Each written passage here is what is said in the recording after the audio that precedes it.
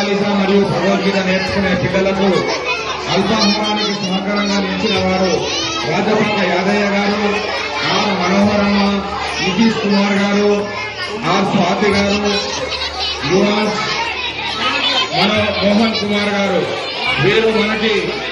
రమేష్ గారు. అలాగే ప్రతి శనివారము మనకు 70 మంది పిల్లలకు ఉచితంగా పంపిస్తున్న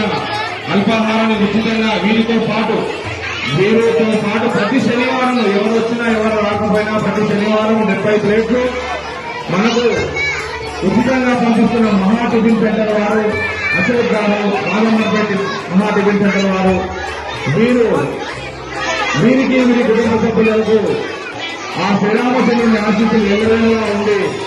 వారు చేసే ప్రతి ధార్మికమైన పనిలో ఆ స్వామివారి ఆశీస్సులు ఎల్లవేళలా ఉంటాయని మనస్ఫూర్తిగా భావిస్తూ